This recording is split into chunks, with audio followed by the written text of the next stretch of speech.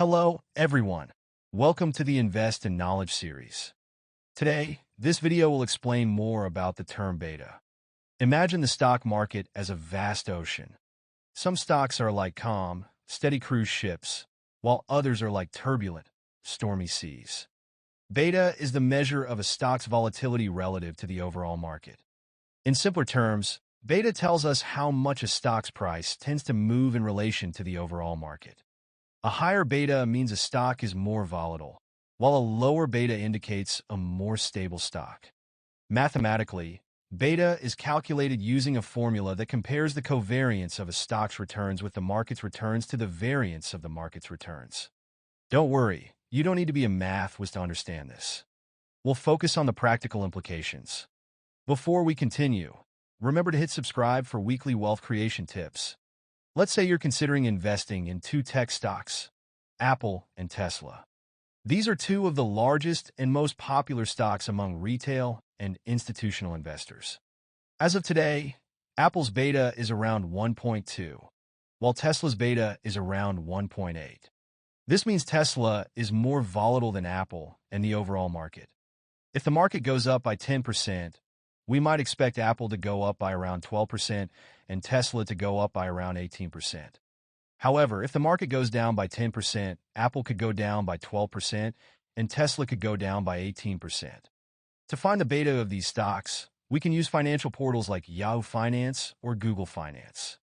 On Yahoo Finance, go to the stocks page, scroll down to the key statistics section, and look for beta. While a higher beta can lead to higher potential returns, it also comes with higher risk. Investors with a higher risk tolerance may prefer stocks with higher betas, while those seeking stability might opt for stocks with lower betas. Interestingly, there are stocks with negative betas. These stocks tend to move in the opposite direction of the market.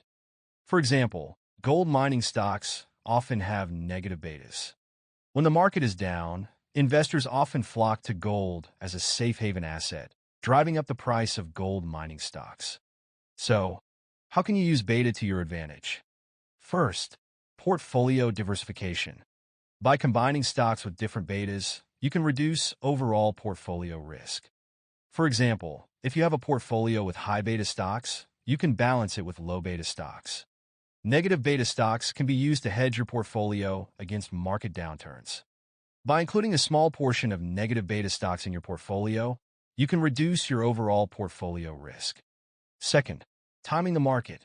While it's difficult to perfectly time the market, beta can help you make informed decisions. During periods of market volatility, you might consider shifting your portfolio towards lower beta stocks to reduce risk. Third, setting realistic expectations. Understanding a stock's beta can help you set realistic expectations for its performance. If a stock has a high beta, be prepared for more significant price swings. Fourth, long-term perspective. Beta is best used for long-term investment strategies. Short-term market fluctuations can impact a stock's beta in the short run. Remember, beta is just one factor to consider when investing. It's essential to conduct thorough research and consider other factors like the company's financial health, industry trends, and overall market conditions. By understanding beta and incorporating it into your investment strategy, you can make more informed decisions and potentially achieve your financial goals. I hope this video helps you in being one step closer to your financial goals.